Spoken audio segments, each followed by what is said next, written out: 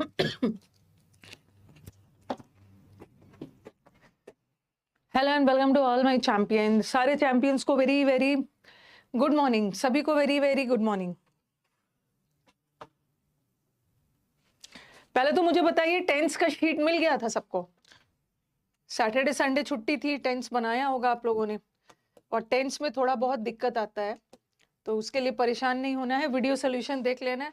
उसके बाद भी अगर कुछ नहीं समझ में आए तो मैं हूं ही, क्लास में पूछ सकते हो। संगम, शिवम, सचिन, रूपक, विक्रम, आशीष, अंकित, सारे चैंपियंस को very very good morning.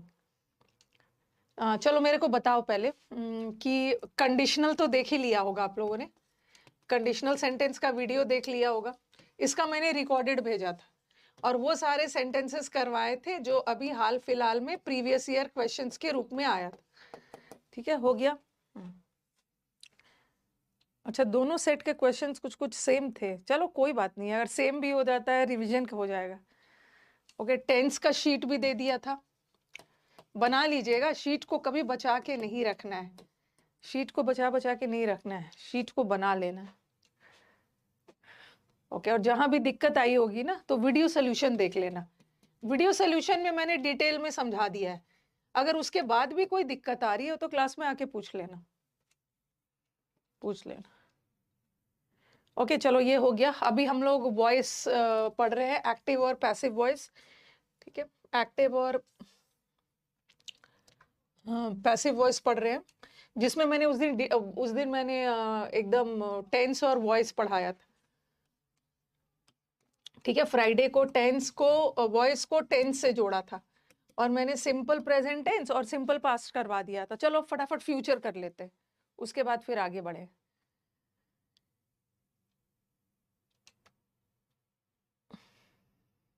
Okay, कौन सा हिमांशु? लास्ट वाला मैम, लास्ट वाला समझ में नहीं आया। कंडीशनल कौन सा सेंटेंस पूछिए, ऐसा मत बोलिए लास्ट वाला। कौन सा सेंटेंस, क्या सेंटेंस लेके आइए। अगर वैसे तो मैंने वीडियो सोल्यूशन डाल दिया, उसके बाद भी कोई दिक्कत है तो क्लास में पूछ लीजिए। अभी फ्यूचर वाला बचा है।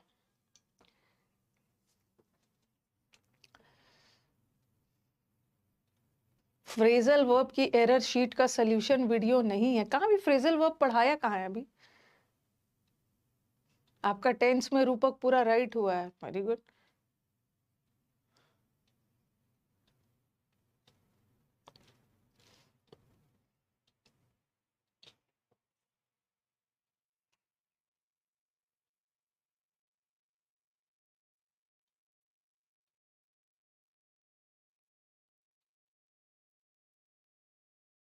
मैंने क्या बोला था मैम? बाय द टाइम आपने बोला था कि कंडीशनल होगा, दोनों पार्ट परफेक्ट होगा।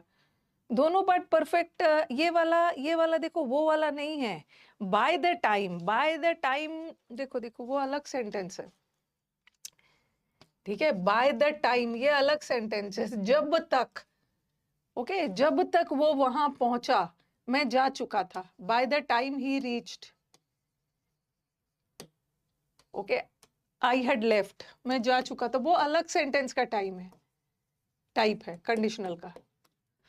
ओके, जब तक मैं वहां पहुंचा, वो पास्ट टेंस का दोनों सिंपल। हाँ, यहाँ पे एक सिंपल प्रेजेंट जाएगा, एक सिंपल पास्ट है और दूसरा पास्ट परफेक्ट है। मतलब उसके पहुंचने से पहले मैं जा चुका था। ठीक है, ये तो पास्ट की दो घटना होगा। यहाँ टाइम बता रहा है, टाइम बताया जा रहा है।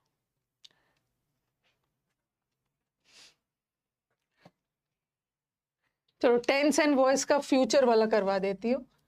फ्यूचर में तो दो का पैसिव नहीं बनता, फटाफट लिख लीजिए फिर आगे बढ़ेंगे। फ्यूचर टेंस कर रहे हैं हम लोग। प्रेजेंट टेंस में क्या किए थे? Is am are plus V3। Simple past में वॉज और were plus V3। Present continuous में is am are plus being plus V3। उसी तरह पास्ट कंटिन्यूअस में was were plus being plus V3। Present perfect में हैज हैव प्लस V3 और past perfect में had plus been plus V3। उसी तरह simple future. जिन बच्चों की आज पहली क्लास है ना, काइंडली रिकॉर्डेड देखना शुरू करिए। ठीक है, अभी हम लोग बैच में थोड़ा आगे निकल गए हैं, बीच में अगर आप आओगे तो फिर आपको समझने में दिक्कत होगी। फ्यूचर कंटिन्यूअस, बस ये थोड़ा सा करके फिर और आगे बढ़ेंगे। फ्यूचर परफेक्ट, और फिर फ्यूचर मैंने प्रेजेंट वाला करवा दिया था और पास्ट वाला भी करवा दिया था। उसी का फ्यूचर लिख दे रही हूँ फटाफट। उस दिन हम लोग का टाइम ओवर हो गया था।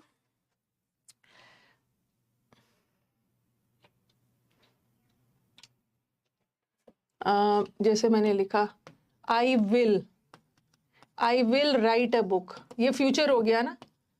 उसी सेंटेंस का मैं फ्यूचर सिंपल फ्यूचर बना रही हूँ, इसी का फ्यूचर कंटिन्यूअस बना रही हूँ। आई will be writing a book, मैं एक बुक लिख रहा हूँगा, और मैं एक बुक लिख चुका हूँगा।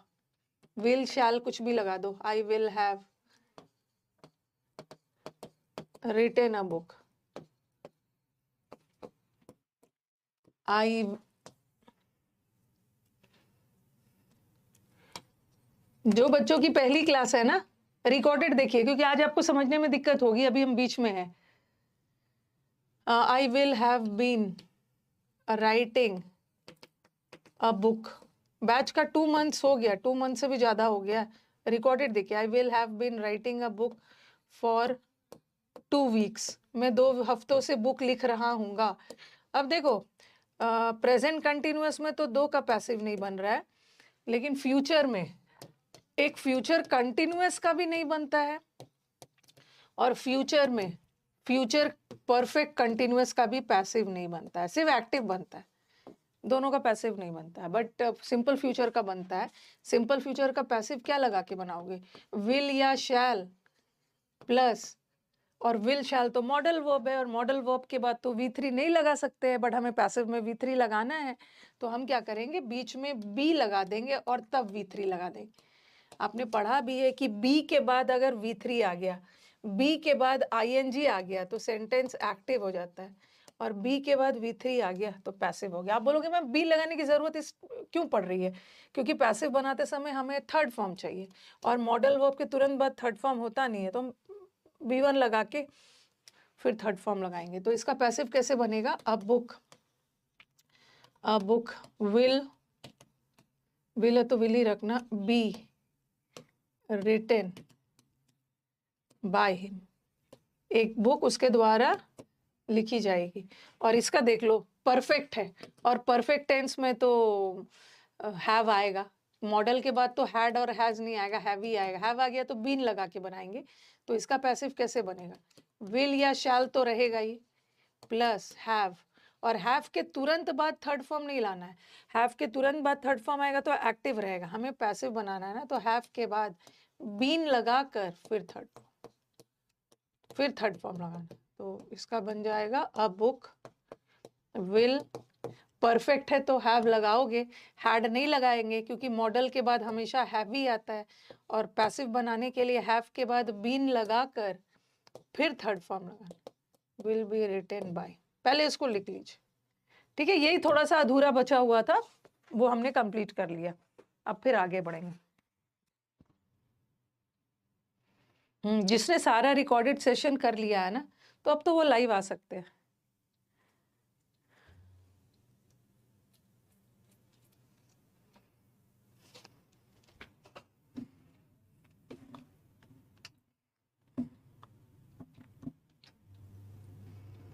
पहले आप लिखो, उसके बाद बताऊंगी कि इसका पैसिव क्यों नहीं बनता है।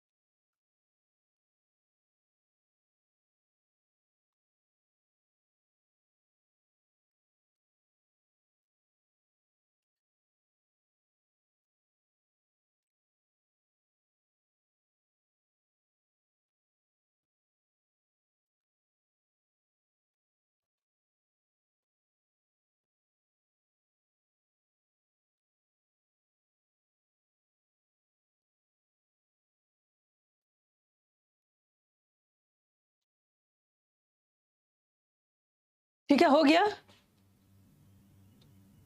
आई will write a book, I will be writing a book, I will have written a book. क्या करेक्शन के लिए बोल रहे हैं? Simple future, future continuous, future perfect, future perfect, I will have been writing a book.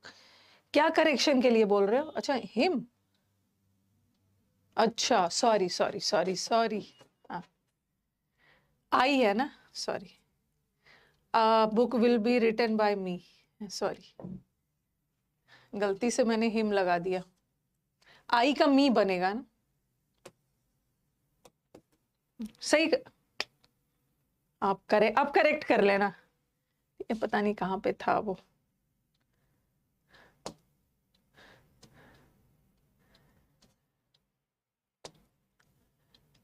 कहाँ था?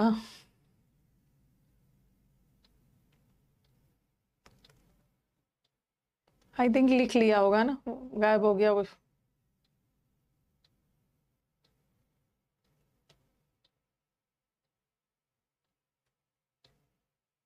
लिख लिया होगा सबने, मी लगा देना। हाँ ठीक है, तो यही वाला जो लिखा है ना, ये मैंने पास्ट परफेक्ट कंटिन्यूअस, इसका यही वाला ऐसा लिखा है, मैंने एक टेबल बना के लिख दिया था आपका, सबने लिख लिया होगा। चलो कोई बात नहीं, आई की जगह मी लगा लेना। अब स्टूडेंट बोल रहे हैं कि मैम इसका क्यों नहीं पैसिव बनेगा? जैसे मैंने लिखा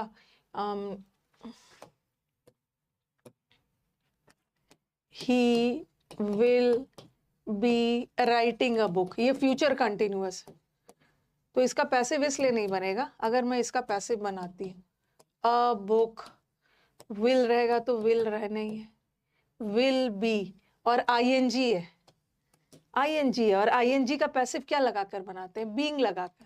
अब book will be being written, तो ये गलत हो जाएगा। ठीक है, बी और बीइंग एक साथ नहीं आता है, क्योंकि दोनों तो अलग, मतलब दोनों तो एक टू बी वर्ब का ही फॉर्म्स है ना, तो ये नहीं हो। अगर फ्यूचर परफेक्ट का भी बनाना हुआ मुझे, अ बुक विल, ठीक है, अ बुक विल बी, अच्छा sorry, a book will B, कहाँ चला गया?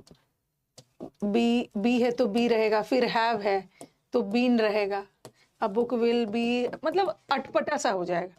कहीं भी मॉडल वर्ब है ना, तो बी तो लगाना ही होगा, और फिर इस हैव आ गया तो हैव के बाद भी बीन लगना हो, तो बी और बीन एक साथ नहीं आएगा, इसलिए ये सब का पैसिव नहीं बनता। ठीक है, पैसिव इसका नहीं बनता है।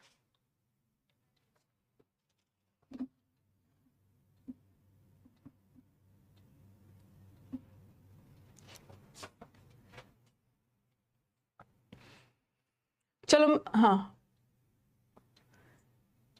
मैम मैं ग्रुप डी की तैयारी कर रहा हूँ, रिकॉर्डेड क्लास रहेगा भाई, ये सब क्वेश्चन नहीं पूछना है। ये जो बैच है आपके पास 1 साल तक रहेगा। अगर आपने बैच को आज खरीदा है, आज क्या है, आज 7 अप्रैल है ना, 1 साल तक रहेगा। जिस दिन आपने इस बैच को खरीदा है ना, उसके 1 साल तक ये बैच आपके पास 25 तक रहे। 1 साल से ज्यादा आपको चाहिए भी नहीं।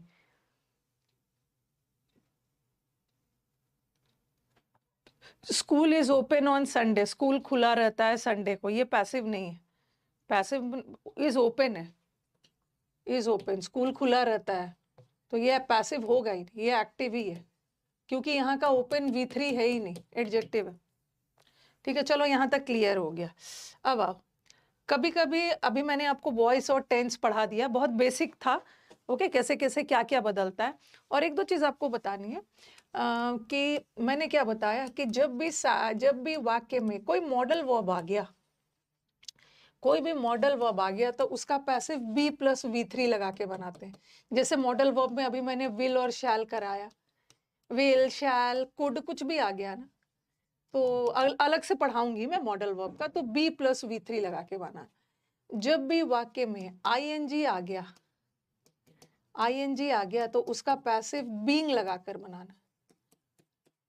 जब भी वाक्य में हैज हैव हैड आ गया, has have had as a auxiliary verb, as an auxiliary verb has have had आ गया, तो उसका पैसिव क्या लगाकर बनाओगे? बीन लगाकर। अब देखो कहाँ कहाँ कंफ्यूजन आप लोग का रहता है, बता रही। देखो सबसे पहले तो याद रखना है कि जहां भी आईएनजी आ गया तो उसका पैसिव बीइंग लगा के बनाना, लेकिन याद रखना है कि वाक्य में उस आईएनजी को वर्ब का काम करना है। कभी कभी आईएनजी फॉर्म प्रेजेंट पार्टिसिपल भी होता है, कभी कभी जीरेंड भी होता है, तो वहां बीइंग लगाकर मत बनाना, ठीक है? बीइंग लगाकर नहीं बनाना। कुछ कुछ मैं आपको जहां जहां कंफ्यूजन होगा वो भी बताऊंगी। और जब भी has, have, had auxiliary verb के रूप में आ गया, ओके, जब भी ऑक्सिलरी वर्ब के रूप में आ गया तो उसका पैसिव बीन लगाकर बनाना, बीन प्लस V3। ये कहीं साइड में लिखिए, अब आप कहाँ कंफ्यूज हो सकते हो बता रही, साइड में लिख लीजिए।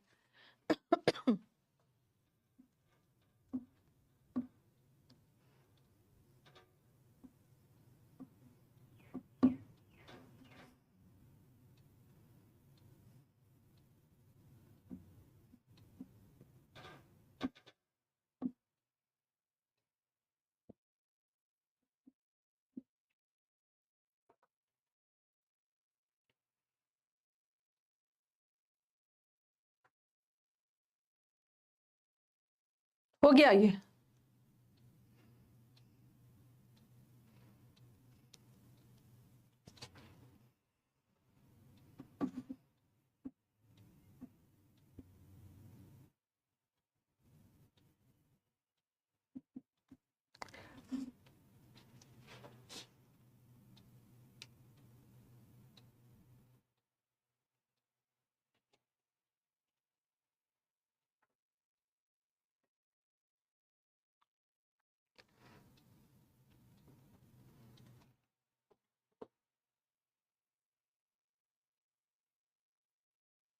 लिख लिया। अब ये इसी चीज को करवा रही।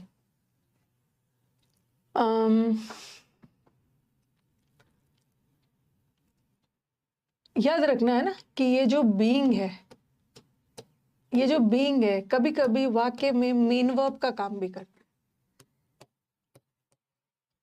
और कभी कभी बीइंग जीरेंड भी होता है, और कभी कभी बीइंग प्रेजेंट पार्टिसिपल भी होता है।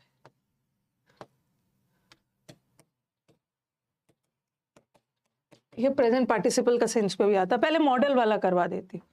देखो ये वाला जो एरिया है ना, मैं देखती हूँ बच्चे बनाते वक्त यहाँ पे कंफ्यूज होते हैं। सबसे पहले जब भी मॉडल वर्ब आ गया तो उसका पैसिव तो बी प्लस V3 लगाना, इसमें तो कोई बहुत ज्यादा प्रॉब्लम नहीं है।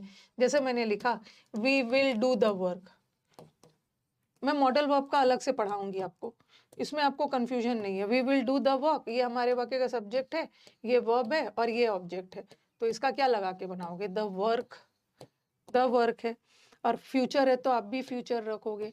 और मॉडल वर्ब के तुरंत बाद तो V3 नहीं आता है, डू का थर्ड फॉर्म डन होता है, तो हम बी लगा देंगे, the work will be done bye him.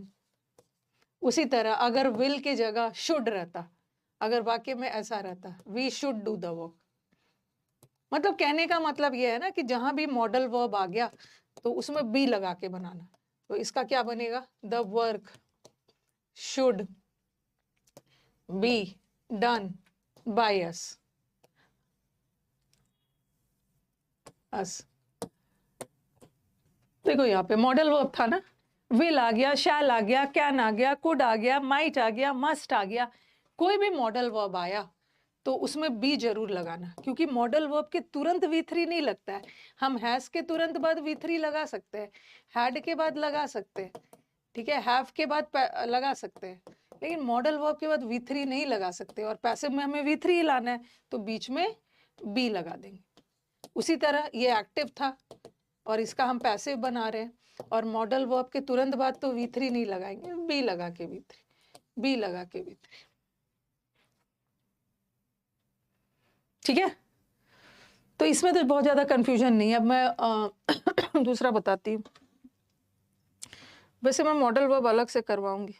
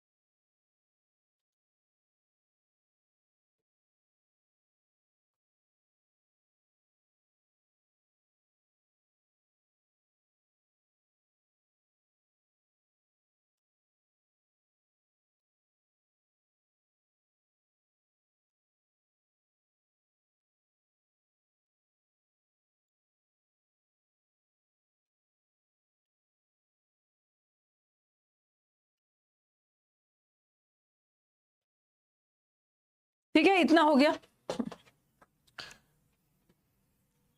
अब मैंने लिखा he is reading a book, और मैंने क्या बताया कि जब भी वाक्य में आईएनजी आ गया, ओके, जब भी वाक्य में आईएनजी आ गया ना, तो उसका पैसिव बीइंग लगाकर बनाना। ठीक है, बीइंग लगाकर बनाना, बशर्ते कि आईएनजी वर्ब हो। यहाँ पे आईएनजी वर्ब है ना, ये is am are auxiliary verb है, और यहाँ का आईएनजी मेन वर्ब है, तो यहाँ तो बीइंग लगाकर बनेगा अ बुक। ये हमारे वाक्य का सब्जेक्ट है, ये वर्ब है, और ये ऑब्जेक्ट है। ऑब्जेक्ट को सब्जेक्ट बना लिया। एक बुक है तो एक ही रखना, टेंस मत बदलना। अ बुक इज बीइंग लगाना, बीइंग, क्योंकि आईएनजी का पैसिव बनाने के लिए बीइंग लगेगा। और रीड का थर्ड फॉर्म रेड होता है, बाय हिम। चलो, यहाँ का आईएनजी वर्ब था, तो मैंने बीइंग लगाकर बनाया। अब मैंने लिखा ही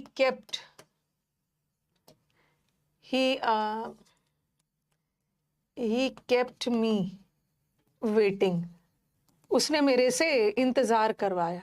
हाँ, तो आप ये सोचोगे कि मैम ने तो क्लास में बोला है कि जब भी सेंटेंस में आईएनजी आ गया तो उसका पैसिव तो बीइंग लगाकर बनेगा, लेकिन याद रखना बीइंग लगाकर तब बनेगा ना जब वाक्य का आईएनजी मेन वर्ब का काम कर रहा। बट यहाँ ये मेन वर्ब नहीं है, ठीक है, यहाँ ये मेन वर्ब नहीं है। मेन वर्ब तो केप्ट है, मेन वर्ब ये है, उसने मुझसे क्या करवाया। ही केप्ट मी वॉट का जवाब आ रहा, ठीक है, उसने मेरे से क्या करवाया, उसने मेरे से इंतजार करवाया, व्हाट का जवाब आ रहा है, इसका मतलब है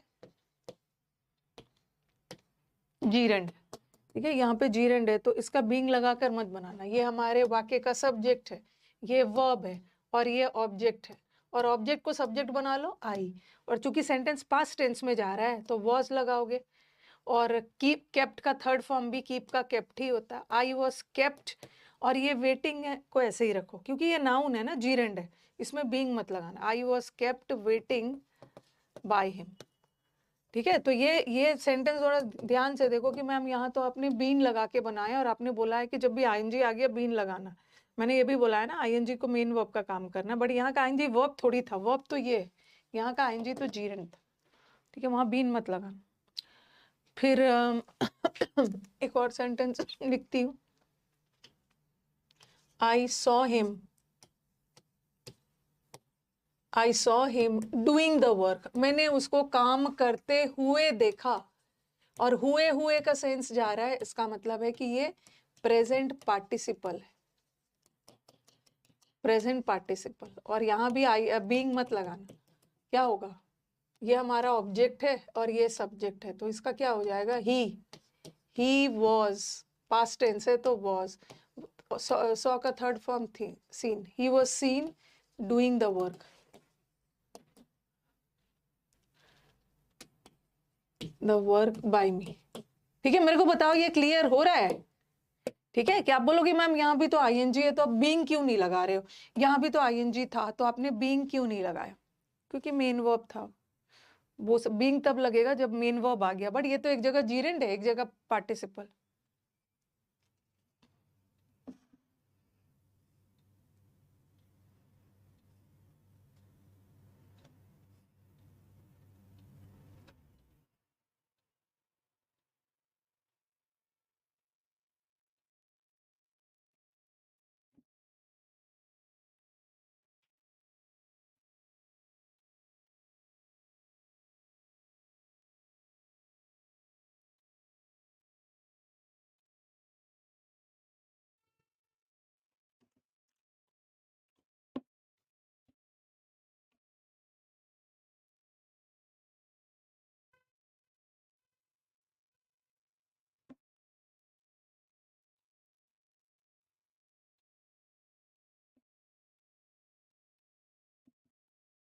okay, he was scene doing the work में, ये भी चलो यहाँ भी कंफ्यूजन मत करना।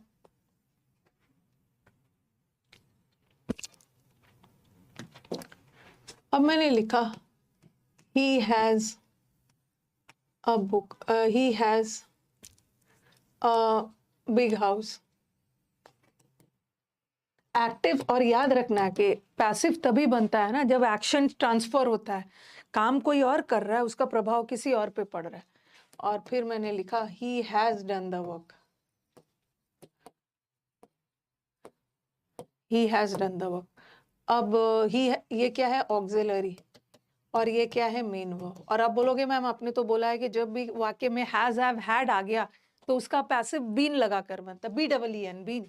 लेकिन कब, जब वाक्य में हैज हैव हैड ऑक्सिलरी का काम करे तब उसका पैसिव बीन लगा के बनता है, ठीक है। तो यहाँ ऑक्सिलरी का काम कर रहा है तो इसका पैसिव क्या लगाकर बनेगा, द वर्क, ठीक है। ये ऑब्जेक्ट है द वर्क, हैज और हैज हैव हैड जब भी वाक्य में ऑक्सिलरी वर्ब का काम कर रहा है तो उसका पैसिव बनाते समय बीन लगाकर फिर V3 लगाना। अगर अगर अगर हैज के तुरंत बाद V3 लगा दोगे तो वो तो एक्टिव ही रह जाएगा, लेकिन हमें तो पैसिव बनाना है। पैसिव बनाते समय बीन प्लस V3 लगा के बनाना, हैज बीन डन बाय। तो बीन लगाकर तब बनाते हैं जब वाक्य में हैज हैव हैड ऑक्सिलरी का काम कर रहा है, ठीक है। बट यहाँ has have had main verb का काम कर, मेन वर्ब। ये क्या है, सब्जेक्ट, ये क्या है, वर्ब, और ये हमारा ऑब्जेक्ट। और इसका पैसिव बनेगा ही नहीं क्योंकि has have had as a main verb possession बताता है, okay. Has have had as a main verb possession बताता है, मालिकाना अधिकार बता रहा है। तो यहाँ पे कोई एक्शन ट्रांसफर नहीं हो रहा है। ही हैज, काम ही ने किया और पूरा तो वो काम हुआ ना। ही ने कुछ किया और उसका इफेक्ट जाके इस काम पे पड़ा, मतलब ये काम पे क्या इफेक्ट पड़ा कि ये काम पूरा हो गया, ओके। ही ने क्या को पूरा किया, काम को। तो यहाँ पे एक्शन ट्रांसफर हो रहा है, सब्जेक्ट से जा रहा है ऑब्जेक्ट पे। बट ये वाला जो बिग हाउस है ये ऑब्जेक्ट है ही नहीं, ठीक है। ही के पास खुद घर है, ठीक है। ये सब्जेक्ट कॉम्प्लीमेंट है, सब्जेक्ट के बारे में ही अतिरिक्त जानकारी दे जा रहा है। ही के पास खुद एक घर है, ही घर का मालिक है। ऐसा नहीं है कि ही ने कोई काम किया इफेक्ट जाके घर पे पड़ा। तो इसका पैसिव बनेगा ही नहीं, बनेगा। पैसिव तब बनता है जब एक्शन ट्रांसफर होता है सब्जेक्ट से ऑब्जेक्ट।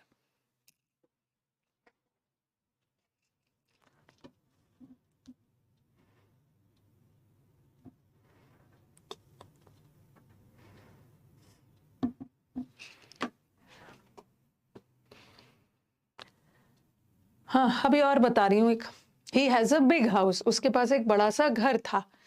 तो ही के द्वारा यहाँ कोई काम नहीं किया गया। नीचे वाले सेंटेंस में ही के द्वारा कुछ किया गया ना, क्या कुछ किया तभी तो जाके वर्क पूरा हुआ।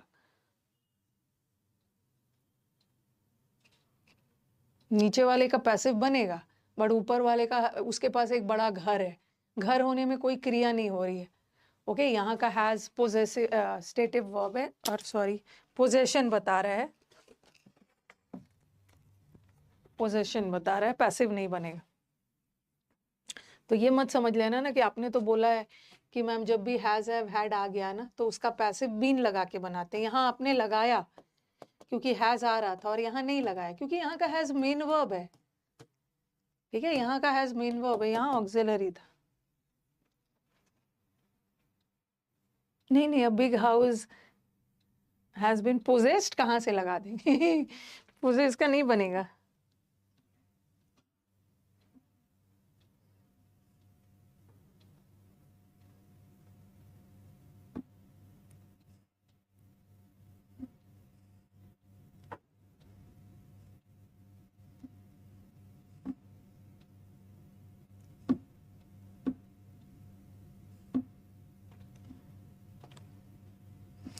पोजेशन मालिकाना अधिकार बनाने में कोई काम थोड़ी हो रहा है, जबरदस्ती नहीं बना लेना। पोजेशन में कोई एक्शन वगैरह नहीं हो रहा है। अब देखो, अब मैंने लिखा ही टेक्स टी, वो चाय पीता है, ही टेक्स टी। तो इसका बनेगा ना, ओके। वो चाय पीता है, पीने का काम चाय का हो रहा है, तो ही टेक्स टी, तो इसका क्या बनेगा, T is taken by him. यहां भी पीने का सेंस है, हिम, ही टेक्स टी, ओके। और अभी मैंने लिखा, या अगर मैंने लिखा ही टुक टी रहता, ही टुक टी, उसने चाय पिया, काम उसने किया बट पिया तो चाय को गया, तो चाय को उसके द्वारा पिया गया, तो वॉज लगा दूंगी, वॉज लगा दूंगी। अगर सपोज मैं लिखूं ही हैड टी, ठीक है, जरा देखना सेंटेंस। कभी कभी ना हैज हैव हैड, कभी कभी has have had as a main verb possession भी बताता है।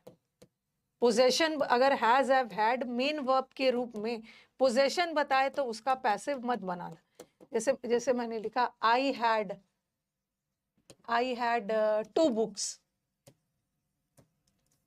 मेरे पास 2 किताब थे, इसका पैसिव नहीं बनेगा। नो डाउट यहाँ का जो हैड है ये मेन वर्ब है, मेन वर्ब। बीन लगने का तो सवाल ही नहीं है। बीन, थोड़ा सेंटेंस पे ध्यान देना, ओके। बीन लगने का तो सवाल ही नहीं है यहाँ पे, क्योंकि मैं बार बार बोल रही हूँ कि हम बीन तब लगाते हैं ना, वाक्य में बीन लगा के पैसिव तभी बनाओगे जब सेंटेंस में हैज, हैव, हैड ऑक्सिलरी का काम कर रहा है। ऑक्सिलरी का काम कर रहा है तो उसका पैसिव बीन लगा के बनाना। बट यहाँ का had as a main verb है और यहाँ का हैड भी मेन वर्ब है, दोनों जगह मेन वर्ब है।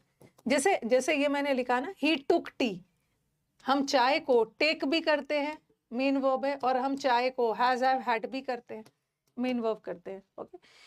लेकिन जब भी हैज हैव हैड पोजेशन बताए ना तो उसका पैसिव बनेगा ही नहीं। यहाँ का हैज हैव हैड पोजेशन बता रहा है ना, मेरे पास 2 किताबें हैं, मैं 2 किताब का मालिक हूँ, आई पोजेस 2 बुक्स, मैं आई ओ 2 बुक्स, तो यहाँ का तो पोजेशन बता रहा है। और जब भी हैज हैव हैड पोजेशन बताए, मालिकाना अधिकार बताए, तो वहां पे कोई क्रिया थोड़ी हो रही है कि हैड आई ने कुछ किया, उसका प्रभाव जाके बुक पे पड़ा। तो यहाँ का पोजेशन बता रहा है, इसका पैसिव नहीं बनेगा, नहीं बनेगा। लेकिन मैंने चाय पिया, ही टुक टी और ही हैड टी, दोनों का मतलब सेम ही है। बट चाय को हम टुक भी कर सकते हैं, चाय को हैड भी कर सकते हो। तो जब इसका पैसिव बना, ओके, आपने कोई काम किया और पिया तो चाय को गया, तो जब इसका पैसिव बनेगा तो इसका भी पैसिव बनेगा। अब आप बोलोगे कि मैम आपने तो बोला है कि हैज हैव हैड जब मेन वर्ब का काम कर रहा है तो पैसिव नहीं बनेगा, लेकिन यहाँ तो नहीं बना। क्यों? क्योंकि यहाँ का हैड पोजेशन बता रहा था, बट यहाँ का हैड में कोई क्रिया हो रही है, उसके द्वारा चाय पिया जा रहा है। यहाँ का हैड पोजेशन के सेंस में नहीं है, ड्रिंक या ड्रैंक के सेंस में, तो इसका पैसिव बनेगा। क्या बनेगा? T was. जब भी मेन वर्ब आ गया, सिंपल पास्ट है ना, ये सिंपल पास्ट है, ठीक है, सिंपल इसका बना के बताओ, बनाओ इसका। इसका तो नहीं बनेगा, क्योंकि यहाँ का has have had main verb है और यहाँ पे कोई क्रिया नहीं हो रही। आपके पास 2 किताब होने में कोई क्रिया नहीं हो रही, बट आपके द्वारा चाय पिया गया, यहाँ चाय पीने में क्रिया हुई है, तो बनाओ इसका पैसिव। जैसे इसका बना है ना पैसिव, ये दोनों वाक्य का मीनिंग सेम है, इसका भी बनेगा वैसे ही। मुझे पैसिव बना के बताइए।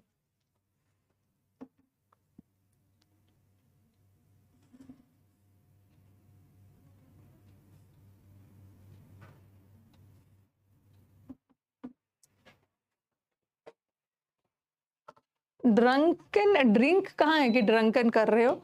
ड्रिंक नहीं है। अरे जो आपका वर्ब आया है, जो वर्ब आया है उसी का थर्ड फॉर्म बनाओगे ना, ठीक है। तो यहाँ ड्रिंक कहाँ है कि ड्रंकन ड्रंकन कर रहे हो?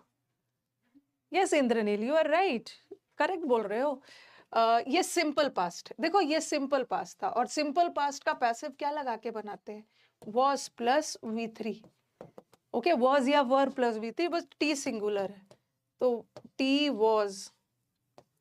हैड, हैड का थर्ड फॉर्म भी हैड ही होता, बाय हिम, ठीक है। वॉज इज एम आर के बाद थर्ड फॉर्म होता है, और V2 भी हैड ही होता है, V3 भी हैड ही होता है।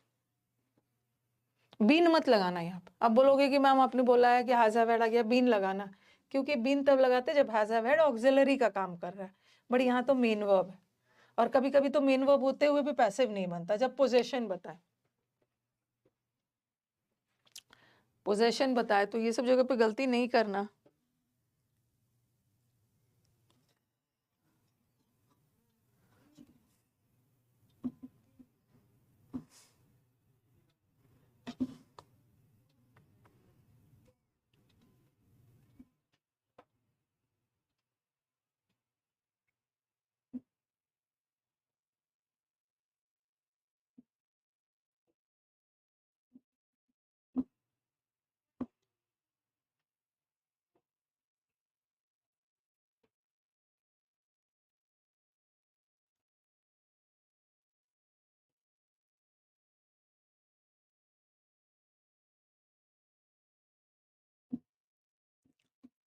ठीक है। अब एक चीज और, कभी कभी सेंटेंस में ऐसा होता है कि दो ऑब्जेक्ट आ जाता है। ओके, एक मिनट, अभी तक मैंने आपको जितना सेंटेंस में सब्जेक्ट दिया, मतलब जितना भी सेंटेंस दिया, वहां पे एक ही ऑब्जेक्ट था। बट ये भी लिखियो, अगर कभी कभी देखो, मैंने आपको बताया है जब मैं आपको फर्स्ट डे पढ़ा रही थी, ये जो ऑब्जेक्ट होता है ना, ऑब्जेक्ट या तो वर्ब का होता है या तो प्रेपोजिशन का होता है। दो तरह का ऑब्जेक्ट होता है, एक ऑब्जेक्ट वर्ब का होता है, एक ऑब्जेक्ट प्रेपोजिशन का होता है। मैंने लिखा he gave a book to Ram, he gave me a book। ठीक है, he gave me a book। जरा सेंटेंस पे ध्यान देना, किसी भी वर्ड को ऑब्जेक्ट होने के लिए क्या होना है, नाउन या प्रोनाउन। नाउन या प्रोनाउन। अब ही हमारे वाक्य का सब्जेक्ट और ये हमारे वाक्य का ऑब्जेक्ट, ये हमारे वाक्य का वर्ब है, सॉरी, ये सब्जेक्ट है, ये वर्ब है। और ही ने क्या दिया, किताब दिया, ये भी ऑब्जेक्ट है। किसको दिया, राम को दिया, ये भी ऑब्जेक्ट है। इस वाक्य में दो ऑब्जेक्ट है, एक ऑब्जेक्ट वर्ब का है, ठीक है, जो वर्ब के तुरंत बाद आए वो वर्ब का ऑब्जेक्ट है। और ये देखो, ये क्या है, प्रेपोजिशन है, तो ये जो ऑब्जेक्ट है ये प्रेपोजिशन का है। तो ये वाक्य ऐसा है ना कि इसमें दो ऑब्जेक्ट आया है, एक ऑब्जेक्ट वर्ब के तुरंत बाद जो ऑब्जेक्ट आ रहा है वो वर्ब का ऑब्जेक्ट है, और जो प्रेपोजिशन के बाद आ रहा है वो प्रेपोजिशन का ऑब्जेक्ट है। जरूरी नहीं है कि प्रेपोजिशन का ऑब्जेक्ट आए, कभी कभी वर्ब में कभी कभी, जैसे मैंने लिखा ही गेव अ बुक, और फिर मैंने लिखा, कभी कभी वर्ब का ऑब्जेक्ट भी अकेला आ सकता है। जरूरी नहीं है कि सेंटेंस में एक ऑब्जेक्ट वर्ब का रहेगा, एक प्रेपोजिशन का रहेगा। कभी कभी प्रेपोजिशन का ऑब्जेक्ट नहीं होता है, सीधा वर्ब का होता है, और कभी कभी वर्ब का ऑब्जेक्ट नहीं होता है, प्रेपोजिशन का ऑब्जेक्ट होता है। ही gave a book, he gave Ram a book, ठीक है, he gave Ram a book. अब जरा सेंटेंस देखना, यहाँ पे तो हमारे पास दो ऑब्जेक्ट था, एक प्रेपोजिशन, एक वर्ब का था और एक प्रेपोजिशन का था। बट यहाँ पे देखो, यहाँ पे एक ही object, he gave a book, he ने बुक दिया। बट यहाँ ही ने किसको बुक दिया, राम को। तो यहाँ पे दो ऑब्जेक्ट है, एक राम भी है, ठीक है, ये वर्ब है, एक राम भी है और एक बुक भी है। तो ये वाक्य में एक ही ऑब्जेक्ट है, और किसका, वर्ब का। एक ही ऑब्जेक्ट है वर्ब का, और इस वाक्य में दो ऑब्जेक्ट है, और दोनों ऑब्जेक्ट वर्ब का ही है, क्योंकि यहाँ पे तो कोई प्रेपोजिशन नहीं आया ना। देखो, ये वर्ब है और यहाँ वर्ब का बस एक ही ऑब्जेक्ट था, बट यहाँ वर्ब का दो ऑब्जेक्ट था। यहाँ ही ने बुक दिया, बट यहाँ ही ने किसको, राम को क्या दिया, बुक दिया, दो ऑब्जेक्ट है। और जब भी वर्ब का दो ऑब्जेक्ट आ गया, तो जो वर्ब से सबसे सटे हुए है उसको हम बोलते हैं इनडायरेक्ट ऑब्जेक्ट। इनडायरेक्ट, जो सबसे पहला है और जो वर्ब से सटा हुआ है वो इनडायरेक्ट ऑब्जेक्ट है, और ये कैसा ऑब्जेक्ट है, डायरेक्ट ऑब्जेक्ट। तो कभी कभी हमारे वाक्य में दो ऑब्जेक्ट आ जाता है, जिसको हम बोलते हैं डाई ट्रांजिटिव वर्ब। डाई का मतलब क्या है, डाई का मतलब होता है टू। तो आपको मैंने आपको बताया था ना, आपको जब वर्ब पढ़ाया था, तो ट्रांजिटिव वर्ब किसको बोलते हैं। ट्रांजिटिव वर्ब्स वो वर्ब्स होते हैं जो अपने साथ एक ऑब्जेक्ट लेता है, ठीक है। ट्रांजिटिव वर्ब्स वो वर्ब्स होते हैं जो अपने साथ ऑब्जेक्ट लेता है, और कभी कभी हमारा वर्ब दो ऑब्जेक्ट लेता है। जब हमारा वर्ब दो ऑब्जेक्ट लेगा तो उसको हम डाई ट्रांजिटिव बोलते हैं, पहला वाला को इनडायरेक्ट बोलते हैं। जैसे यहाँ को, इसको हम डाई ट्रांजिटिव नहीं बोलेंगे, ठीक है, ये वाला में तो एक ही ऑब्जेक्ट था। पहला वाला इनडायरेक्ट ऑब्जेक्ट होता है, दूसरा वाला डायरेक्ट ऑब्जेक्ट होता है, ठीक। तो कभी कभी वाक्य ऑब्जेक्ट दो तरह का होता है, एक वर्ब का होता है, एक प्रेपोजिशन का होता है। पहला वाला में दोनों का था, एक वर्ब का भी ऑब्जेक्ट है, एक प्रेपोजिशन का भी। यहाँ पे वर्ब का ऑब्जेक्ट है एक ही, और यहाँ पे वर्ब का दो ऑब्जेक्ट है। अगर मैंने ऐसा लिखा, ऐसा लिखता, ही सेड टू राम, तो यहाँ पे देखो ये प्रेपोजिशन है, और प्रेपोजिशन के बाद राम ऑब्जेक्ट आ रहा है। ऑब्जेक्ट होने के लिए नाउन या प्रोनाउन, तो राम नाउन है। तो अब देखो, कभी कभी हमारे सेंटेंस में एक वर्ब का ऑब्जेक्ट होता है, एक प्रेपोजिशन का होता है। कभी कभी वर्ब का प्रेपोजिशन का नहीं होता है, वर्ब ही का ऑब्जेक्ट होता है एक। कभी कभी वर्ब का दो ऑब्जेक्ट होता है और कभी कभी वर्ब का ऑब्जेक्ट होता ही नहीं है, सीधा प्रेपोजिशन का ऑब्जेक्ट होता है, सीधा प्रेपोजिशन का ऑब्जेक्ट होता है। लेकिन अभी मुझे आपको डायरेक्ट ट्रांजिटिव करवाना है। कभी कभी हमारे सेंटेंस में दो ऑब्जेक्ट आ जाता है और जब भी हमारे वाक्य में दो ऑब्जेक्ट आ गया तो उसका पैसिव भी दो तरीके से बनेगा। पहला वाला इनडायरेक्ट होता है, दूसरा वाला डायरेक्ट होता है। जैसे जैसे लिखा मैंने, ही टीचेस ग्रामर, ठीक है, वो हमें ग्रामर पढ़ाते हैं, वो ग्रामर पढ़ाते हैं। तो यहाँ पे ये क्या हो गया, सब्जेक्ट, ये क्या हो गया, वर्ब, और ये हो गया ऑब्जेक्ट। और इस वाक्य में एक ही ऑब्जेक्ट है ना, और जब भी वाक्य में एक ऑब्जेक्ट आ गया तो पैसिव भी एक तरह से ही बनेगा। ग्रामर, ये हमारा ऑब्जेक्ट है, इसको सब्जेक्ट बना लेंगे। और प्रेजेंट टेंस है, प्रेजेंट टेंस में इज एम आर लगेगा, ग्रामर सिंगुलर है तो इज लगेगा। और टीच का थर्ड फॉर्म गलती से भी टीच्ड मत करिएगा, टीच का थर्ड फॉर्म टॉट होता है, grammar is taught by him. तो यहाँ तो हमारा एक ही ऑब्जेक्ट था, और जब वाक्य में एक ही ऑब्जेक्ट है तो उसका पैसिव भी एक ही तरीके से बनेगा। लेकिन कभी कभी वाक्य में दो तरह के ऑब्जेक्ट आ जाते हैं, अगर दो ऑब्जेक्ट आ गया तो उसका पैसिव भी दो तरीके से बनेगा। ही टीचेस अस ग्रामर, ऊपर वाला में सिर्फ एक ही ऑब्जेक्ट था ना, वो ग्रामर पढ़ाते हैं, बट वो हमें ग्रामर पढ़ाते हैं। तो इस वाक्य में दो ऑब्जेक्ट आ गया, एक ऑब्जेक्ट ये है और एक ऑब्जेक्ट ये है, और दोनों ऑब्जेक्ट वर्ब का ही है, वर्ब का ही है। और वर्ब के तुरंत बाद आ रहा है उसको इनडायरेक्ट बोलते हैं, और बाद वाले को हम डायरेक्ट बोलते हैं। और जब भी वाक्य में दो तरह का ऑब्जेक्ट आ गया तो उसका पैसिव भी दो तरीके से बनेगा। पहले आप बोर्ड की तरफ देखो, बोर्ड की तरफ देखना, बोर्ड की तरफ देखो कि मैम ये क्वेश्चन है, अब इसमें दो ऑब्जेक्ट आ गया तो इसका पैसिव भी दो तरीके से बनेगा। अगर हम अस को सब्जेक्ट बनाते हैं, क्योंकि ऑब्जेक्ट ही सब्जेक्ट बनता है, तो अस का क्या हो जाएगा, वी हो जाएगा, वी, ठीक है, वी। और प्रेजेंट टेंस है तो वी के साथ आर लगेगा, we are taught, we are taught क्या, ग्रामर, ग्रामर बाय हिम, एक ये भी बनेगा। अगर हम इस ऑब्जेक्ट को सब्जेक्ट बनाते हैं तो वी लगाएंगे, अगर हम ग्रामर को सब्जेक्ट बनाते हैं तो वी तो प्लूरल है, वी के साथ तो आर लगाओगे, बट ग्रामर के साथ आर नहीं लगाओ, ग्रामर के साथ इज लगाओगे, ग्रामर इज टॉट, ठीक है। और इसको भी तो यूज करना है, तो ग्रामर इज टॉट अस नहीं लगाओगे, ग्रामर इज टॉट अस नहीं होगा, टॉट के साथ पैसिव में टू लगता है, grammar is taught to us by him. कहने का मतलब है, जरा सेंटेंस पे पहले ध्यान देना, कहने का मतलब है कि जब वाक्य में दो ऑब्जेक्ट आ गया, एक ऑब्जेक्ट आएगा तो एक ही तरह से पैसिव बनेगा, एक ही तरह से पैसिव बनेगा। जब दो ऑब्जेक्ट आ गया ना तो इसका पैसिव हम दो तरीके से बना सकते हैं, ठीक है। या तो अस को लेते हैं तो वी लगाएंगे, वी के साथ आर, अगर ग्रामर को लेते हैं तो इज लगाएंगे। पहले आप इसको लिखिए, उसके बाद अगर दोनों ऑप्शन आ गया है तो कैसे चूज करना है वो सब बताओ।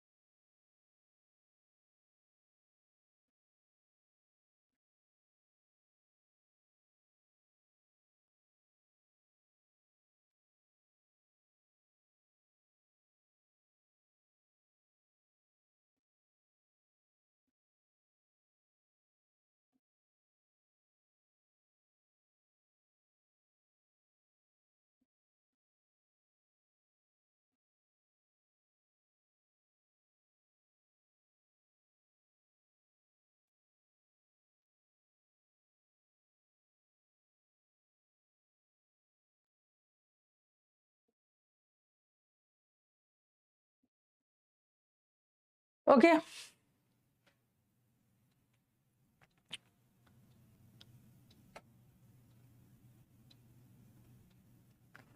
ओके, हाँ। अरे डाउट जो भी है पूछ डालिए।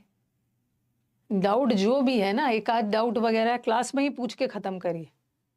डाउट क्लास का वेट करना ही नहीं है। डाउट क्लास में तो मॉक्स वाले डाउट्स आते हैं।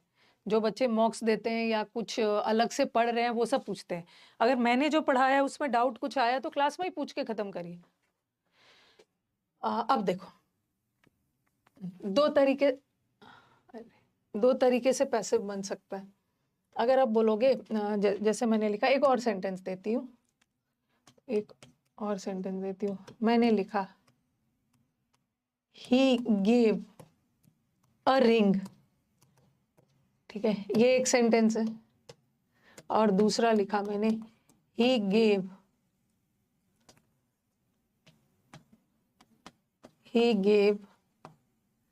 हर अ रिंग। ही ने रिंग दिया, यहां तो एक ही ऑब्जेक्ट है, थोड़ा बोर्ड पे ध्यान दीजिएगा।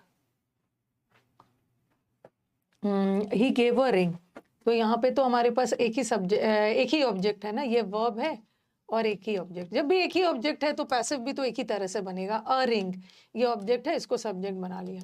और सेंटेंस में सिंपल पास्ट है, और सिंपल पास्ट का पैसिव क्या लगा के बनता है, वॉज या वर प्लस V3। तो एक रिंग है तो वॉज लगा दोगे, बहुत सारा होता तो वर लगा देते।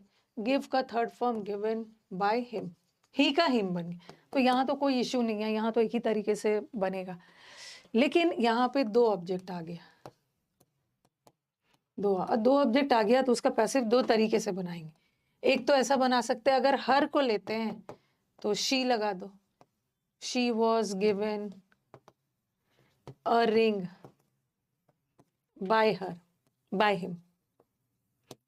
ऐसे भी बन सकता है। और एक पैसिव ये भी बन सकता है, अगर रिंग को लेते हैं तो a ring was given him नहीं होगा, a ring was given him नहीं होता, a ring was given to him, उसको कोई चीज दिया गया, sorry her, a ring was given to her by him.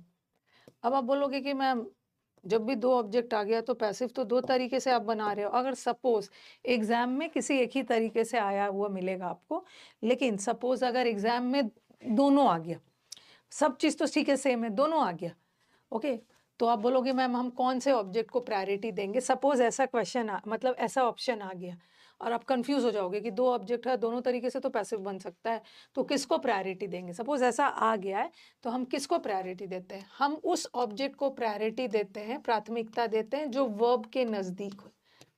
ठीक है, वर्ब के नजदीक कौन है, हर है, तो हम इसको टिक करेंगे, शी को।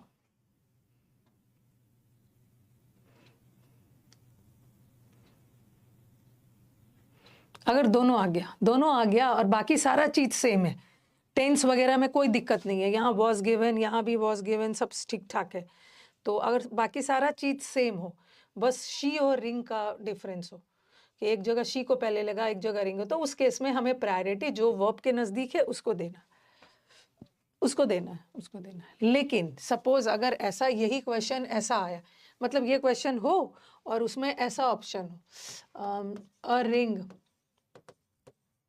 was given to her by him, एक ऑप्शन ऐसा आ गया और एक ऑप्शन ऐसा आ गया, she is given a ring by him। और आप बोलोगे कि मैम आपने तो बोला है कि जब भी दोनों आ गया ना तो आप वर्ब के नजदीक वाले को प्राथमिकता देना, प्रायोरिटी देना। वर्ब के नजदीक हर है तो आपने इसको दिया, तो आप बोलोगे मैम यहाँ भी इसको देना है, नहीं, यहाँ हम इसको दे ही नहीं सकते क्योंकि यहाँ इन्होंने बहुत बड़ा ब्लंडर किया है, ओके, बहुत भारी गलती किया है, क्योंकि इन्होंने यहाँ तो टेंस ही बदल दिया। ठीक है, टेंस ही बदल दिया, सेंटेंस हमारा जा रहा है पास्ट टेंस में और इसको इन्होंने प्रेजेंट टेंस कर दिया। तो ये तो ऑप्शन किसी हाल में नहीं होगा, चाहे शी को प्राथमिकता दिया ही क्यों नहीं है, तब हम उस केस में इसी को देंगे। ठीक है, ग्रामर का कोई अगर एरर इधर उधर दिया है ना, तब हम इसको प्रायोरिटी नहीं दे सकते। ऐसा वाला प्रायोरिटी तभी दिया जाएगा जब सब चीज सेम हो, कोई भी ग्रामर वगैरह का एरर ना हो, सिर्फ रिंग और शी में डिफरेंस हो तो वर्ब के नज़दीक वाला। लेकिन यहाँ पे तो हम इसको मान ही नहीं सकते क्योंकि हमारा सेंटेंस जा रहा है पास्ट टेंस में और हम इसको प्रेजेंट को टिक नहीं कर सकते, चाहे शी वर्ब के नज़दीक ही क्यों ना। Okay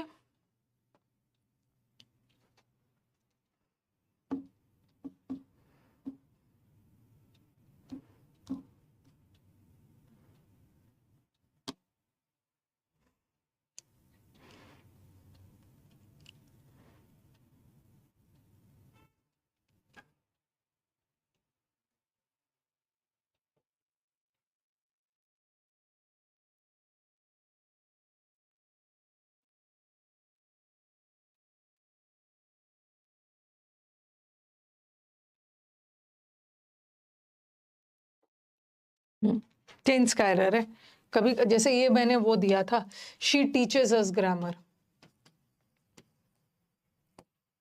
she teaches us grammar, और एक ऑप्शन में कर देंगे ग्रामर, ग्रामर इज टीच्ड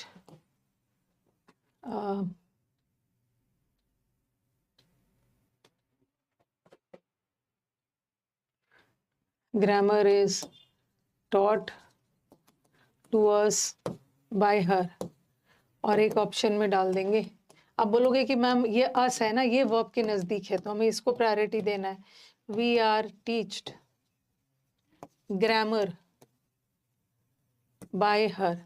अब देखो आपके दिमाग में आएगा कि अस है तो हमें वी को प्रायोरिटी देना है, वी वाले को देना है। हम दे सकते थे वी वाले को प्रायोरिटी, बट चलो यहाँ टेंस सेम है, टेंस तो इन्होंने चेंज नहीं किया क्योंकि पिछले वाला में मैंने टेंस बदल दिया था, लेकिन यहाँ पे टेंस तो इन्होंने सही रखा है। प्रेजेंट टेंस है तो यहाँ भी प्रेजेंट टेंस, यहाँ भी प्रेजेंट टेंस रखा है। लेकिन टीच का थर्ड फॉर्म टीच थोड़ी होता है, तो हम इसको नहीं देंगे, इसी को देंगे, इसी को देंगे। तो यू हैव टू सी, देख लेना है, ठीक है। हमें प्रायोरिटी वर्ब के नज़दीक वाले को ही देना है, लेकिन वर्ब के नज़दीक वाले को देना है, ये भी देखना है कि ग्रामर का कोई एरर ना हो। अगर ग्रामर का कोई एरर आ गया, थर्ड फॉर्म गलत लगा दिया या टेंस का एरर कर दिया है, और नो डाउट जो ऑब्जेक्ट है वर्ब का नज़दीक वाला भी है, बट हम इसको टिक नहीं करेंगे, हम इसी को टिक करेंगे।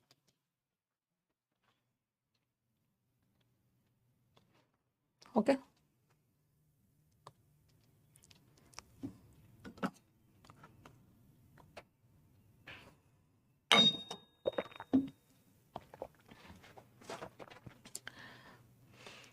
ठीक है।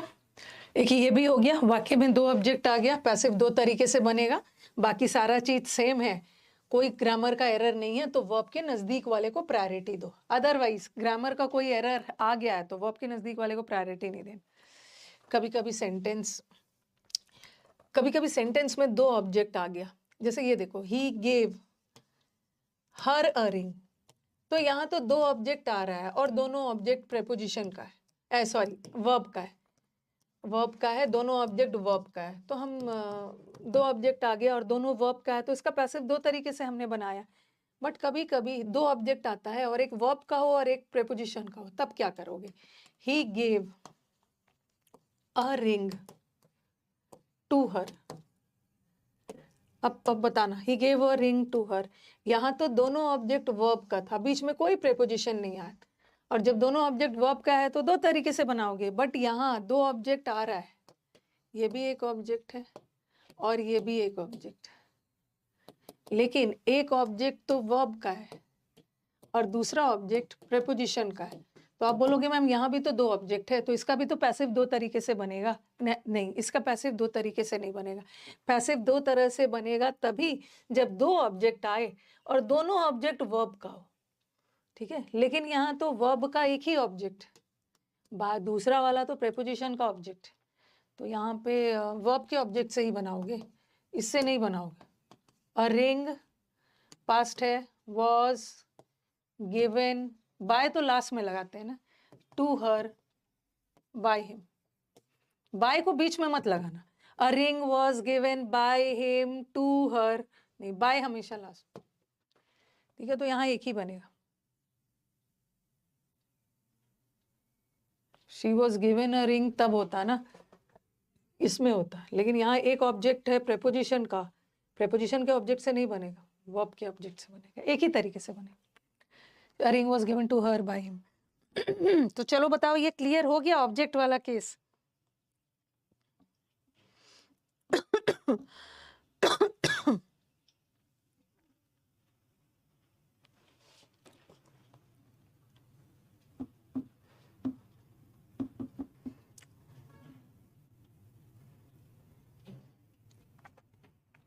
क्लियर है? दो तरह से पैसिव तभी बनेगा जब दोनों ऑब्जेक्ट वर्ब का हो, लेकिन यहाँ पे एक वर्ब का है और एक प्रेपोजिशन का है, तो यहाँ तो एक ही तरह से बनेगा, वो भी वर्ब के ऑब्जेक्ट। ओके, तो यही वाला सारा खेल था यहाँ पे। ठीक है, जब भी वाक्य में दो ऑब्जेक्ट आ गया तो उसका पैसिव दो तरीके से बनेगा। एक चीज और,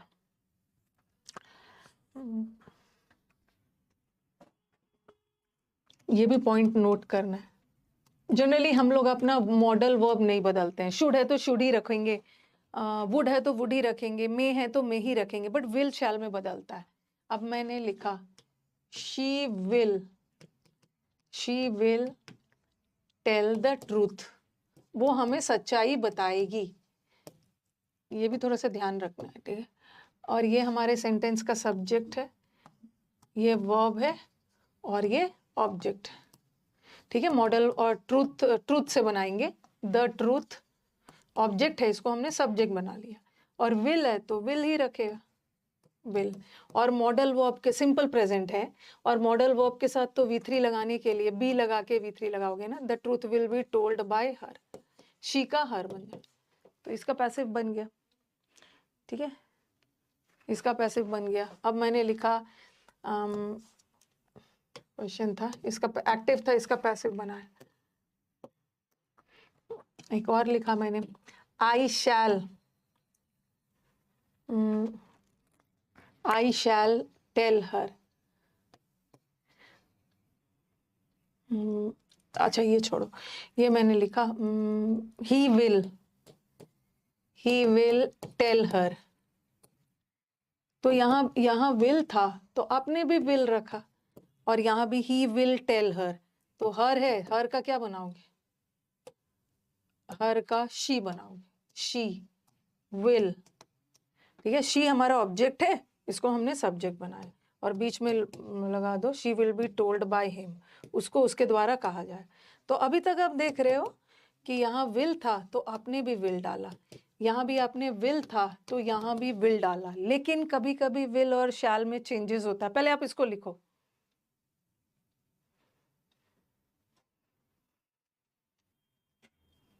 कभी कभी पैसिव से एक्टिव भी आ जाता है, उसमें क्या उल्टा कर देना है। She will be told by her, sorry, the truth will be told by her, तो अब इसको हर को शी बना देना, she will tell the truth, उल्टा हो जाएगा।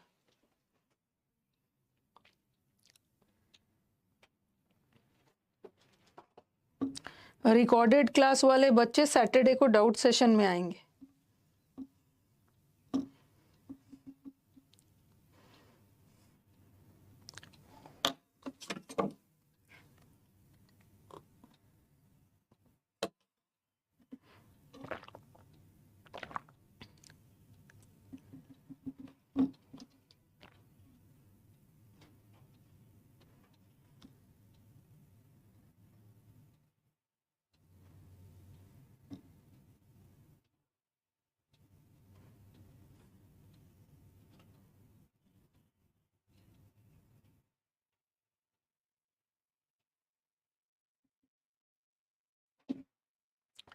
ठीक है ma'am, a ring was given to her by him, he will give a ring to her।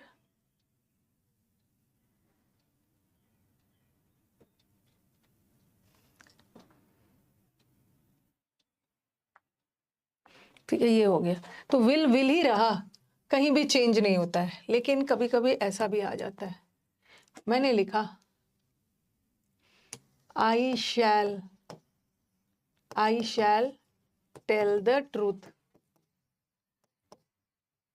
अब बोलोगे कि मैम विल तो विल ही रहा, विल ही रह जाता है, तो शैल को भी तो शैल रहना चाहिए। ठीक है, क्योंकि वहां पे मैंने दोनों को थर्ड पर्सन लगाया था। जैसे ये लगाया था ना, ही, जैसे मैंने लिखा he will tell the truth, तो ट्रूथ भी थर्ड पर्सन है और ही भी थर्ड पर्सन है, ठीक है, ही भी थर्ड पर्सन है। बट यहाँ पे देखो ये जो आई है ये हमारे वाक्य का सब्जेक्ट है और आई फर्स्ट पर्सन, ठीक है, आई और वी फर्स्ट पर्सन होता है और ट्रूथ थर्ड पर्सन है, ये भी नाउन है थर्ड पर्सन में। तो यहाँ तो शैल लगा है तो आप इसका वही करोगे, द ट्रूथ एक ऑप्शन में देंगे, द ट्रूथ शैल बी, आपके दिमाग में आएगा ना कि मैम शैल है तो शैल ही रखना है ना, the truth shall be told by me, एक ऑप्शन में ये देंगे और एक ऑप्शन में ऐसा देंगे, the truth will be told by me. क्या का डिफरेंस है, बाकी सारा चीज तो सेम ही है, सिर्फ शैल और विल का डिफरेंस है। और आपके दिमाग में आएगा कि पिछला 2 सेंटेंस आपने जो बनाया है वहां तो आपने विल को विल रखा, तो यहाँ भी तो शैल को शैल रखना चाहिए ना, लेकिन यहाँ पे ऐसा सेंटेंस आ गया ना, एक फर्स्ट पर्सन आ गया और एक थर्ड पर्सन आ गया, ठीक है। तो नो डाउट मैंने मॉडल वर्ब में आपको पढ़ाया था कि फर्स्ट पर्सन के साथ शैल विल दोनों लगा सकते हैं, बट जब भी एक्टिव पैसिव बनाते हैं, ओके, जब भी एक्टिव पैसिव बनाते हैं तो यहाँ तो आई था तो आई के साथ मैंने शैल लगाया, ठीक है, लेकिन अब मैंने अपना सब्जेक्ट ट्रूथ को बनाया और ट्रूथ थर्ड पर्सन है, तो थर्ड पर्सन के साथ शैल मत लगा, थर्ड पर्सन के साथ विल लगाना, विल विल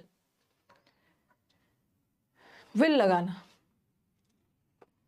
क्योंकि एक्टिव पैसिव में और इंटरोगेटिव सेंटेंस में, प्रश्नवाचक सेंटेंस में शैल का यूज सिर्फ आई और वी के साथ होता है, बट यहाँ तो ट्रूथ थर्ड पर्सन, ठीक है, तो यहाँ चेंज हो जाएगा।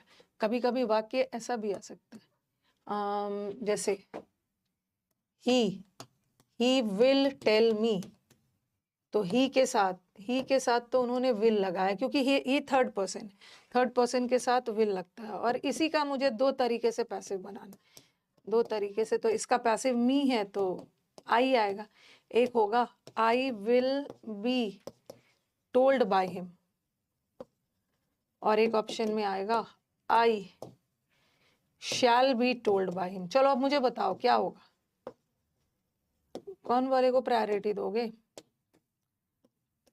क्योंकि आप बोलोगे मैम यहाँ भी तो विल है, ठीक है, ही के लिए विल लगा, बट अब तो मैंने मी फर्स्ट पर्सन को, मी को आई बनाया और आई के साथ विल, शैल शैल,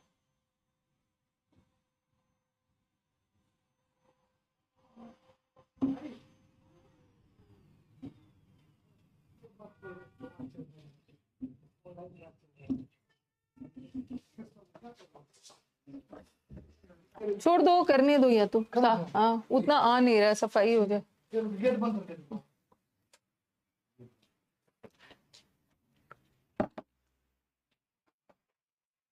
आई के साथ विल मत लगाना, आई के साथ शैल लगाना, ठीक है, लेकिन यहां मैंने जो ऑब्जेक्ट था ना ट्रूथ, उसको सब्जेक्ट बनाया और ट्रूथ थर्ड पर्सन है, थर्ड पर्सन के साथ शैल नहीं लगेगा, थर्ड पर्सन के साथ विल लगेगा, विल, लेकिन यहां मैंने आई को बनाया, आई फर्स्ट पर्सन है, फर्स्ट पर्सन के साथ शैल।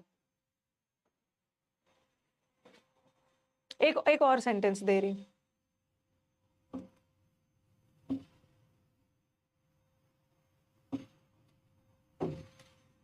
आज मैं YouTube पे फिगर ऑफ स्पीच पढ़ाऊंगी, और ये जो फिगर ऑफ स्पीच है ना ये हर एग्जाम में आता है, ये एसएससी में भी आता है, यू नेवर नो, पैसेज दे देंगे और पैसेज में कोई वर्ड उठा के दे देंगे, बोलेंगे इसका फिगर ऑफ स्पीच क्या है, तो ये फिगर ऑफ स्पीच एक तो सीयूटी एग्जाम में भर भर के आएगा, सीयूटी एग्जाम मतलब जितने भी सेंट्रल यूनिवर्सिटी में एंट्रेंस एग्जाम में आता है, और जो टीजीटी पीजीटी का एग्जाम होता है, टीचिंग वाले एग्जाम, उसमें आता है, स्टेट एग्जाम होता है उसमें आता है, सीडीएस में भी भर भर के आएगा, और एसएससी के पेपर में भी मैंने देखा है, एसएससी के पेपर में पैसेज था और पैसेज में से एक वर्ड निकाल के बता दिया, दे दिया, बोला कि बताओ कि इसका फिगर ऑफ स्पीच क्या है, ये सिमिली है, मेटाफर है, ऑक्सीमोरन है, क्या है, ओके, तो ये सब एग्जाम में आता है, और जो स्कूल एग्जाम्स होते हैं ना 9th-10th वाले में, उसमें तो भर भर के आता ही, तो ये फिगर ऑफ स्पीच काफी डिमांड था, फिगर ऑफ स्पीच करवाने के बाद मैं ट्रांसफॉर्मेशन करवाऊंगी।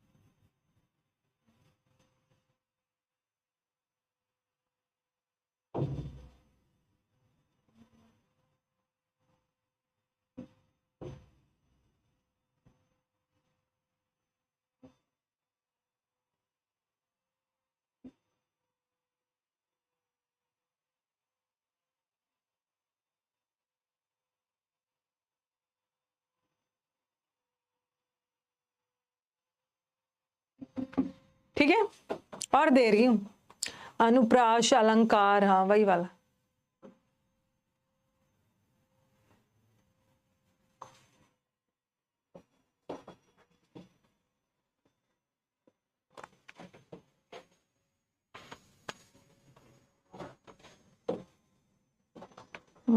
नेक्स्ट, कुछ कुछ बैच में ना, बहुत सारे बैच में ऐसे बच्चे भी हैं, ठीक है, बैच में ऐसे बच्चे भी हैं जो एसएससी की तैयारी ना करके हमारे टीजीटी पीजीटी एग्जाम्स की तैयारी करते हैं, ठीक है, स्टेट एग्जाम्स की तैयारी कर रहे हैं और डिफरेंट डिफरेंट एग्जाम्स की तैयारी करते हैं। तो उन बच्चों के लिए थोड़ा सा हट के मैं रिकॉर्डेड डलवा दूंगी, पंचुएशन का भी आपको रिकॉर्डेड वीडियो डलवा दूंगी, ठीक है। पंचुएशन आपके एसएससी में नहीं आता है, टीजीटी पीजीटी स्टेट एग्जाम्स ये सब में आता है, ठीक है। और आपके बैच में मैं वो डलवा दूंगी रिकॉर्डेड, फिगर ऑफ स्पीच भी डलवा दूंगी, ठीक है। फिर आपके बैच में पढ़ लेना, जिसको पढ़ने का मन है पढ़ लेना, पोइटिक टेक्निक्स भी डलवाऊंगी, ओके। और ट्रांसफॉर्मेशन तो लंबा चलेगा, ट्रांसफॉर्मेशन तो मैं पहले यूट्यूब पे पढ़ा लूंगी अच्छे से, और वही वीडियो मैं बैच में भी डलवा दूँ, ओके। तो ये सब स्पेसिफिक एग्जाम्स में आता है, लेकिन इंग्लिश पढ़ रहे हो तो मैं नहीं चाहती हूँ कि ये 2-4 टॉपिक्स की वजह से आपको कहीं दूसरा जगह कोर्स लेने की ज़रूरत पड़े।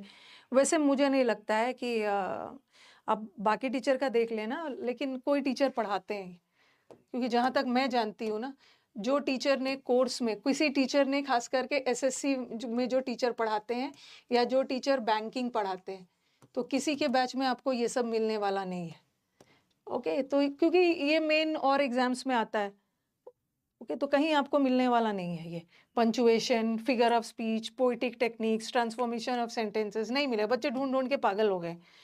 लेकिन इसलिए पढ़ा दे रही हूँ क्योंकि हम लोग के बैच में स्टूडेंट्स इंग्लिश पढ़ने आते हैं, और एसएससी बैंकिंग के अलावा यहाँ TGT PGT state exam CUET सबके बच्चे हैं, तो ये तो मैंने पढ़ा दिया।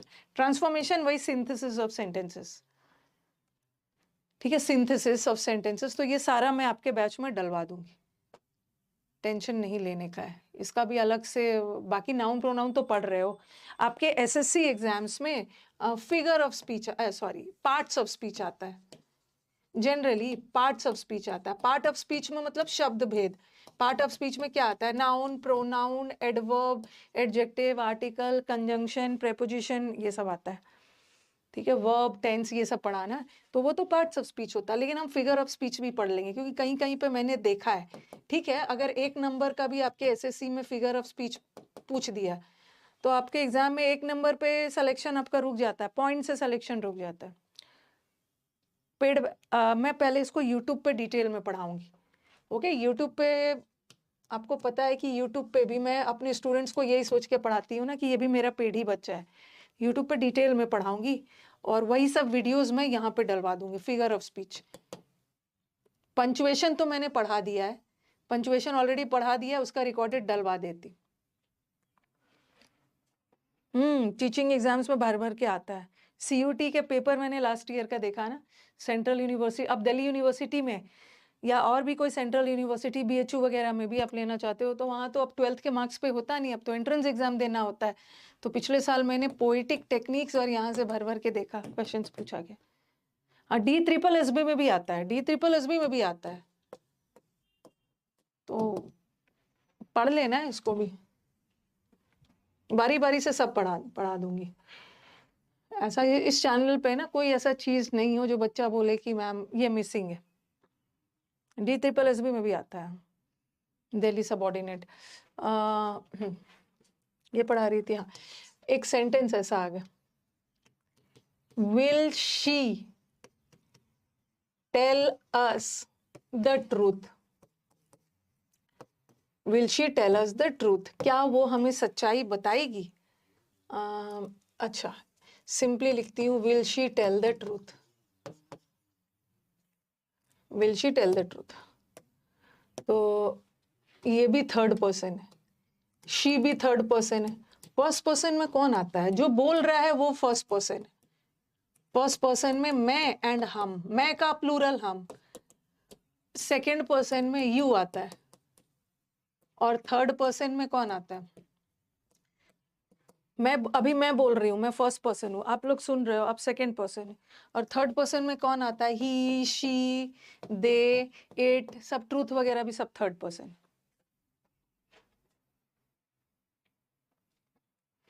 सीधा यूपीएससी पे ही चले जाते हैं। एसएससी निकाल नहीं रहा, सीधा यूपीएससी की तैयारी करने लगे। ये भी थर्ड पर्सन, ये भी थर्ड पर्सन है। देखो ये जो विल लगा था थर्ड पर्सन के लिए, ये सब्जेक्ट था और ये ऑब्जेक्ट है, और हमें ऑब्जेक्ट भी तो थर्ड ही पर्सन है, तो यहाँ पे हम नहीं बदलेंगे। क्या लगेगा? विल लगेगा या शैल लगेगा? Will the truth be told, modal आ गया है तो बी लगाओगे, टोल्ड बाय हर। क्या लगेगा यहाँ पे? यहाँ पे शैल में बदलने की जरूरत नहीं है।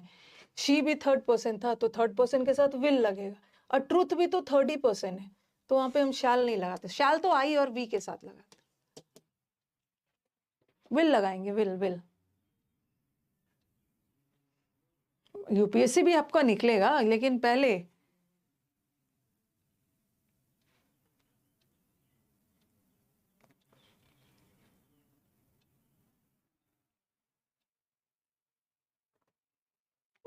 एसएससी निकाल के तो दिखाओ।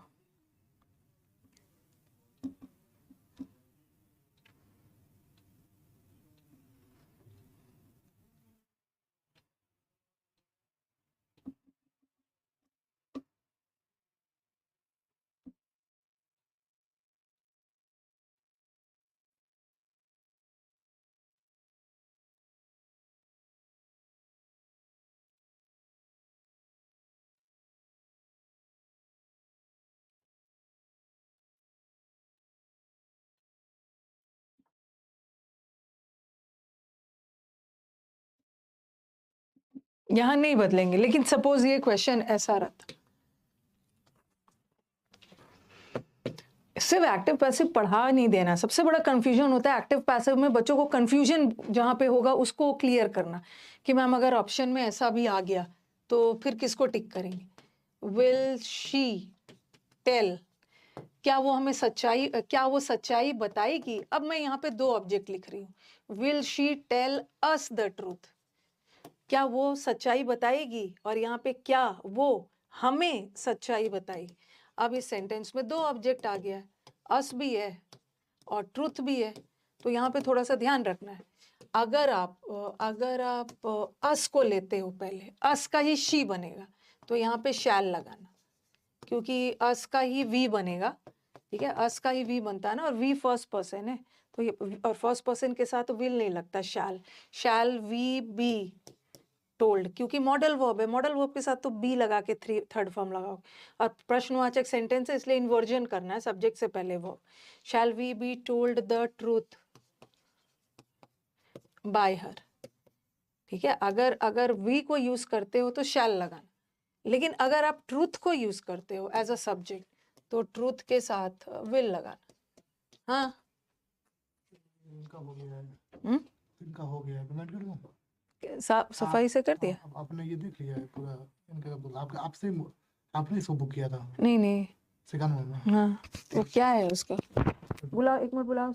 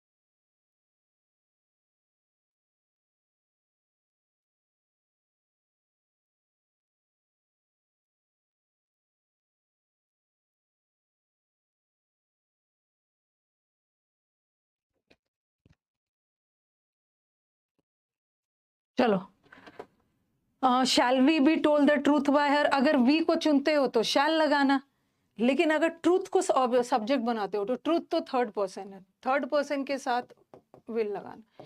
Will the truth be told, passive voice में टोल्ड के साथ टू लगाना, will the truth be told to us by her. ठीक है, तो कहने का मतलब है ना कि फर्स्ट पर्सन के साथ शैल लगाना और थर्ड पर्सन के साथ विल लगाना। will।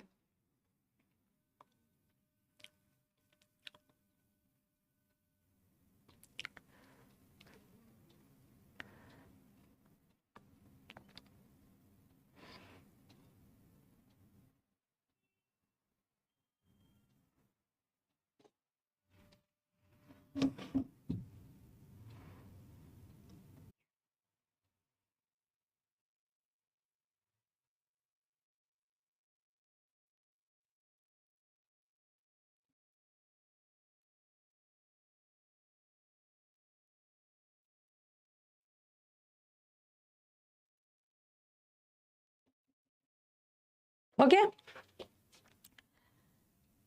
एक्टिव वॉइस में टोल्ड के साथ टू नहीं आता है, बट पैसिव में आता है। आई टोल्ड, एक्टिव वॉइस में नहीं आता बट पैसिव में आता है। Will that truth be told us नहीं हो, told to us. Connected, okay. नहीं, दोनों करेक्ट है, अरे दोनों करेक्ट। अगर सपोज दोनों आ ही गया तो किसको प्रायोरिटी देना, किसको प्रायोरिटी दोगे? सब वैसे तो दोनों करेक्ट है, लेकिन अगर बाकी सारा चीज सेम है, कहीं कोई गड़बड़ी नहीं है, और तो जो वर्ब के नजदीक अस है, वर्ब के नजदीक जो ऑब्जेक्ट है अस, उसी को प्रायोरिटी देना, अगर बाकी सारा चीज सेम है। ऐसे तो दोनों करेक्ट है, ऐसे आएगा नहीं एग्जाम में। अगर दोनों आ गया तो प्रायोरिटी आपको जो वर्ब के नजदीक है उसको देना। मेरे को यहाँ बताना है ना कि अगर थर्ड, आप बोलोगे कि मैम विल है तो हम विल क्यों नहीं रख रहे, यहाँ विल था तो हमने यहाँ भी विल रखा, इसलिए क्योंकि दोनों थर्ड पर्सन था, थर्ड पर्सन के साथ तो हम विल लगाएंगे ही। लेकिन यहाँ पे देखो, एक फर्स्ट पर्सन है और एक थर्ड पर्सन है, ये थर्ड पर्सन, तो जब थर्ड पर्सन लेते हो तो उसके साथ विल लगाना, जब फर्स्ट पर्सन लेते हो उसके साथ शैल लगाना। ऐसे तो दोनों करेक्ट है, लेकिन अगर दोनों आ गया तो प्रायोरिटी उसको देना जो वर्ब के नजदीक है, इनडायरेक्ट ऑब्जेक्ट।